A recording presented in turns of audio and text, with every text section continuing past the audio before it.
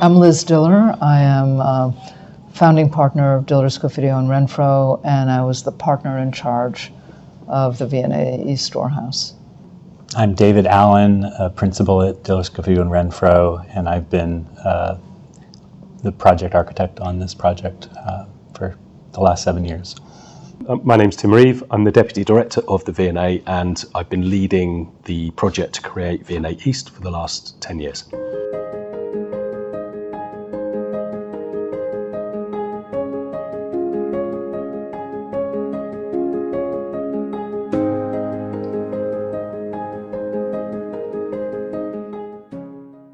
Well, we were given Here East as a starting point and the collection that was going to be moving from the Blythe House, which was incredibly varied. The point for us, the sort of ground zero idea for us, was to celebrate the heterogeneity of this collection, which is has so many different media, so many different types of artifacts that are collected from so many different points in the world, so many different eras, all different scales and materials. It's just vast and very eclectic. And we started with the principle of making that heterogeneity on display. And we imagined to take this space that we inherited at Here East and filling it up with artifacts, just from wall to wall, floor to ceiling, as dense as possible. And then to core out the middle, kind of like a geological core that would sever this space in sections, so you would be able to actually find yourself in the middle of this collection, exposed in a new way that it wouldn't have been if the curators had organized it for you. The source of inspiration was the Cabinet of Curiosities, and to make a three-dimensional or even four-dimensional Cabinet of Curiosities that would be immersive and awe-inspiring.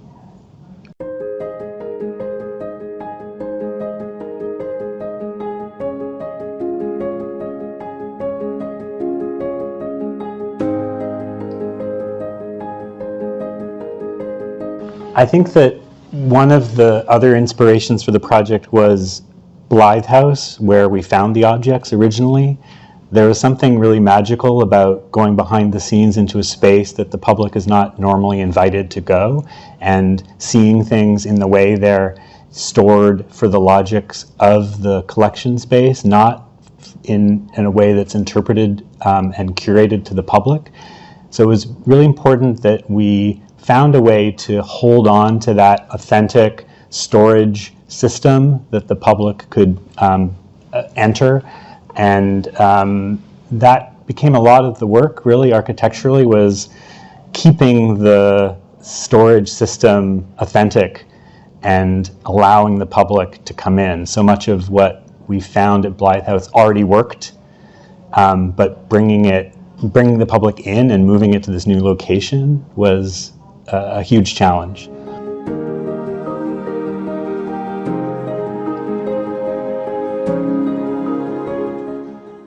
Yeah, so the motivation, we didn't start from the museum notion and putting storage in the museum context. It was more like, it's the warehouse, it's the storage, and allowing people into that storage. So it's a kind of a sense of illicitness, if you will, like behind the scenes, where you're not meant to be.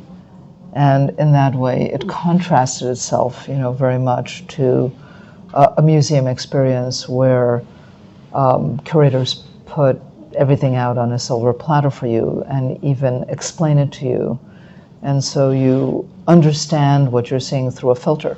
In this case, with pre-curated artifacts, you are able to have a lot of leeway in terms of where you go, when you go, and just follow your curiosity.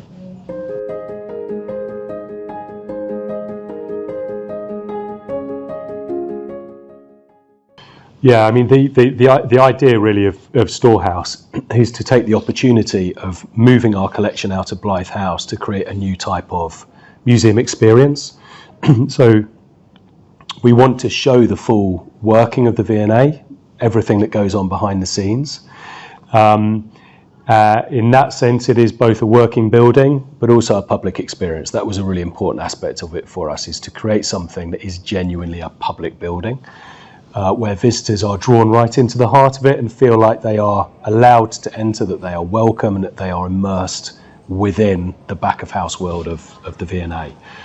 And in terms of audiences, being in quite an industrial building in a former broadcast centre, it's a steel frame warehouse building, means that it is more accessible to a wider audience who might not necessarily want to go to a more typical museum piece of architecture, marble columns, mosaic floors, gilding, and so on. So it's a very, very different museum aesthetic within which we are able to transform access to our collections and archives, which is fundamentally what our collections are for. They need to be used and accessible to the public.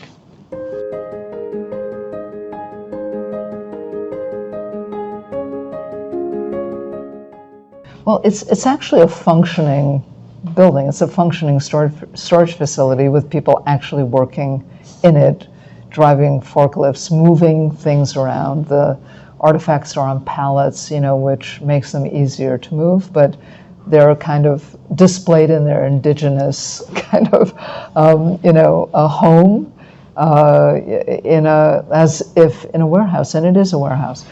But it has that extra-ness to it, which is, it is designed. And we love the aesthetic of the rawness of the warehouse. We love, hearing the beeping of those forklifts as they're backing up. There's something about it that corresponds, to an aesthetic, which is about exposing the workings of something. And it's very much, in the way that our studio has worked in the past. Not to try to cover things up, not to glamorize them, not to, but to kind of expose the truth, a certain, and also allow for interpretation to happen.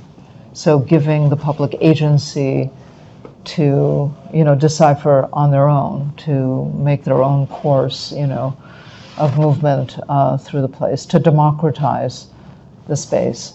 So I would say that the aesthetics and the ethos and the program, it's all one thing, no distinction. Yeah, the aesthetic is almost it's a tricky category in this context, because there was a lot of role switching that had to happen in the design process, where we as architects had to be thinking about logistics of object handling and movement and forklift maneuvering diagrams very practically, which led to a whole set of design decisions.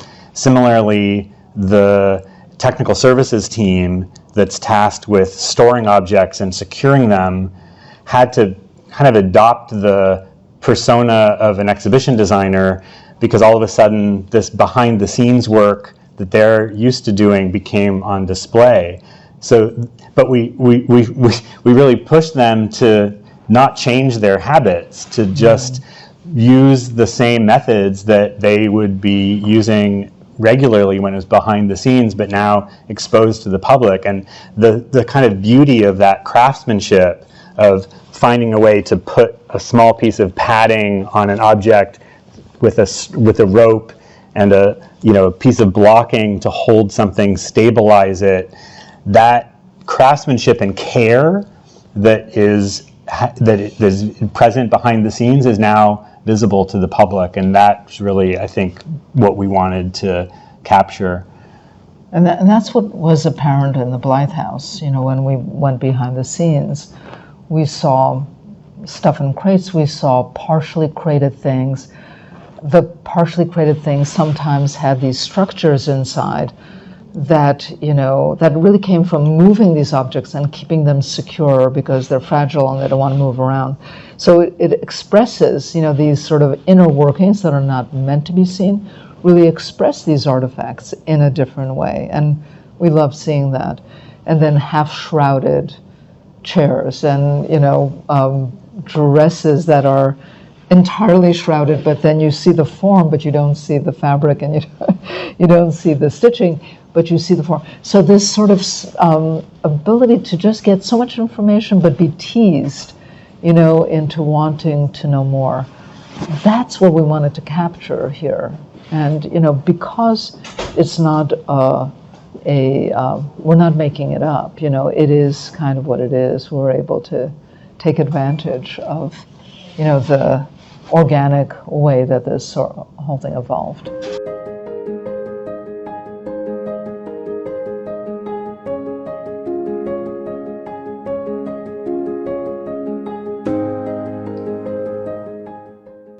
Yeah, it was very much an opportunity for us to do something in East London which felt very different to sort of museum quarters in kind of central London. So we weren't necessarily looking for a warehouse, but when we stumbled upon the Here East building, two big sort of empty spaces, huge kind of volumes, it just felt right for us. It was sort of the perfect solution.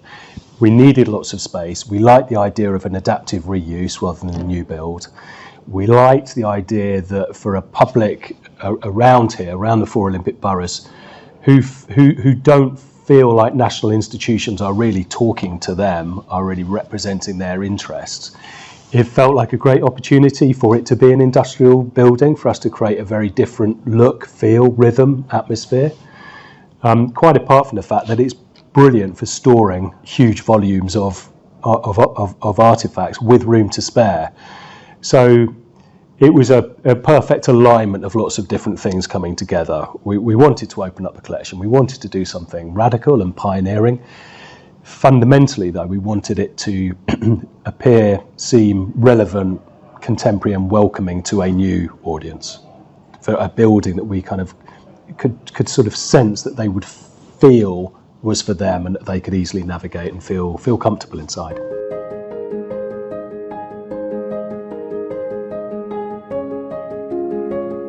Yeah, those collection of large objects were part of the original brief that we inherited, and so the organization and the design of the space was really anchored by the disposition of those particular pieces, because as you say, they're at a scale that requires a different kind of organizational logic. But at the same time, we didn't want those objects to be treated conceptually any different from anything else. So the concept was really that the smallest pieces of jewelry to these large-scale building fragments were all objects kind of equally, they have a number, like a single number in the catalog, but they're different sizes. And so the approach to how they were displayed, as we described before, of showing them as they're stored was also very important. So, for example, with the Torrijos ceiling from Altamira Palace, the backside of that ceiling is kind of given equal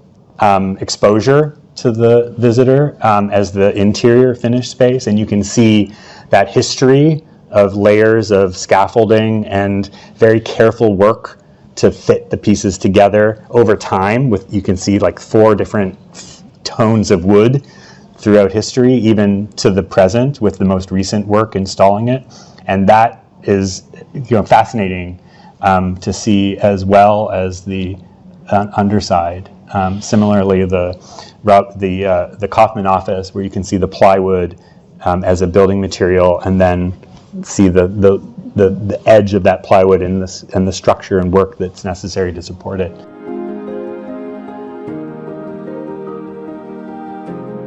Because this whole project is about back of house, it's, public is brought in, is welcome into the back of house.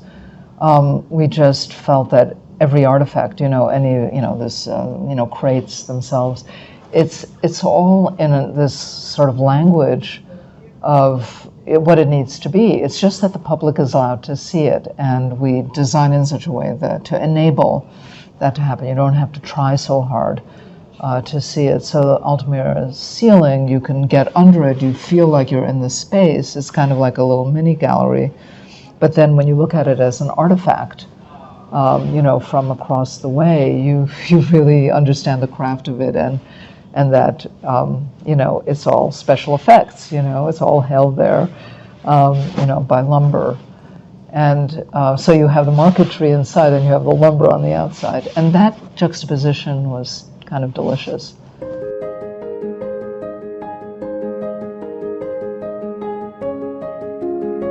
So in late 2015 was when we were first told that we might have to leave our previous storage facility in Blythe House. But it was really about 2 years later when it became real that is what was going to happen. And that's when I came up with the idea.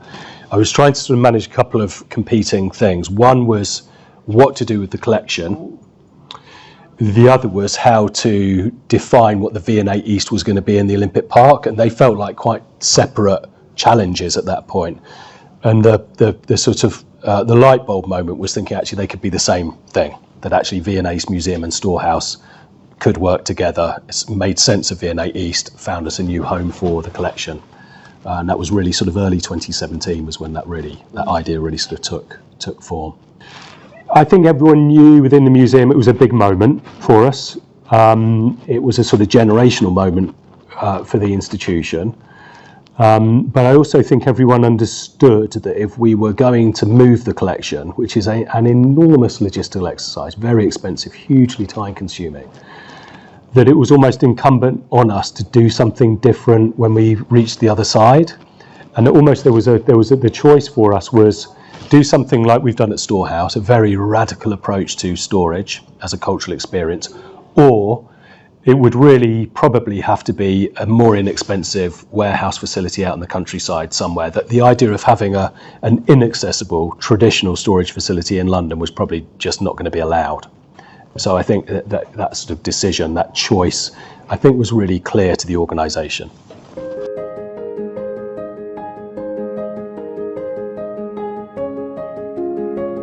Yeah, I mean, this was the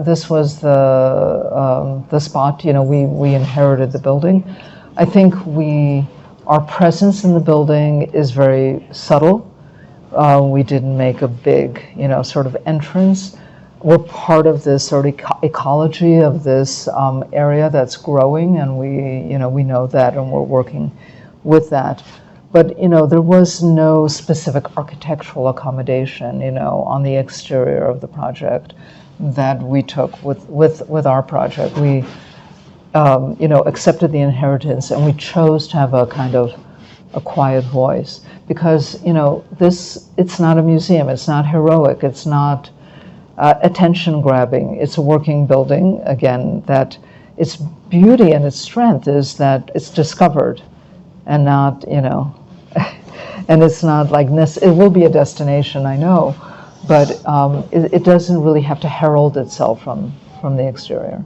But I think it works with the ecology of the whole place. Yeah, and there's a kind of funny irony in the fact that actually the most visible part of the entire V&A space is all the mechanical equipment, which is put out on this gantry, the sort of life support system that allows the climate to work. But it's just utilitarian equipment that's sitting outside. But yeah, the entrance is very almost like a side door. Yeah, I think that's great because it again, not sort of deliberate, but a nice sort of byproduct of our choices is that it takes East Bank beyond its sort of peninsula of new buildings on the Stratford waterfront and makes East Bank something that is present across the park. So East Bank is obviously a sort of physical thing, as a sort of lineup of buildings, as a piece of cultural development, but it is also a really powerful idea about legacy and what legacy means in a park. So to have East Bank now here, I mean, this is East Bank. V&A East Storehouse is just as much East Bank as the V&A East Museum. I think to build that idea of East Bank as something that is actually defined by the park and even beyond the park, I think is actually very helpful for the East Bank project. In and around it, you can't have it. I wouldn't want it to feel like it's constrained by an island. that sort of culture on an island or culture and education on an island is exactly the kind of thing we need to get away from. And it's in that sense to have East Bank dispersed and for its impact to reach across the park and to reach across Newham and Hackney, Tower Hamlets and Waltham Forest, I think is kind of great. It wasn't why we chose this site, but it's a really nice positive unintended consequence of us being here.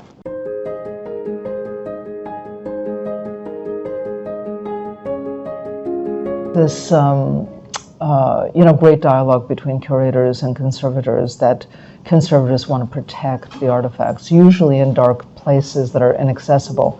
So it was, a real step forward, to consider how to, do this in a very, in a very safe way. So custodial in that, taking care of these objects, these artifacts, and really, thinking very clearly about them. How much exposure to light, how much, bringing everything close to the public, but without glass. Every decision, every little minute decision had to be made, with respect to, the protection of the artifacts, and at the same time, accessibility to the public. That's a very, very hard thing to do. So I would say that that's one of the sort of biggest themes here. And if I had to think about what was the most complex thing to do, was to work on this very narrow, it's a balancing act of public and protection, custodial, and at the same time, generous host.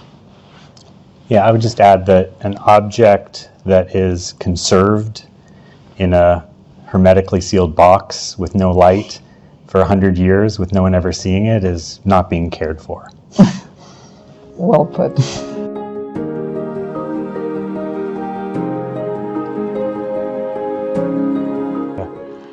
I mean, that's incredibly important. And there are a couple of things I'd say about it. The first is that one of the key objectives is to sort of lay everything bare here.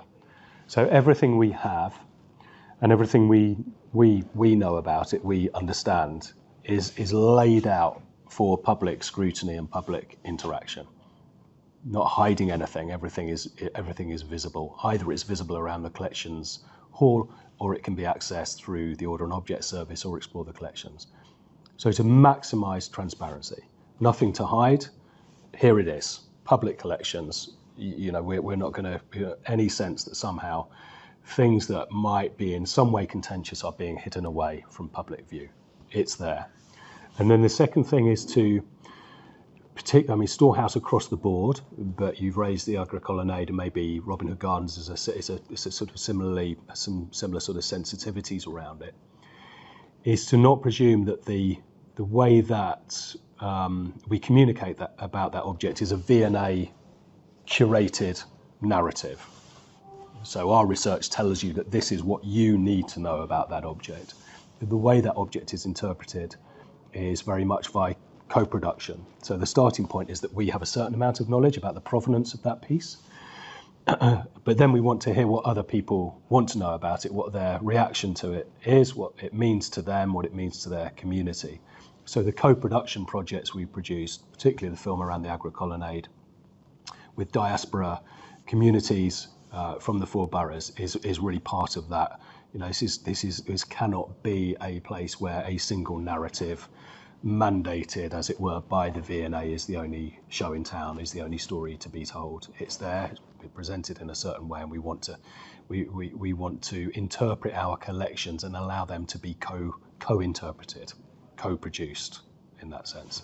And that's a good example. It's maximum kind of visibility, maximum transparency.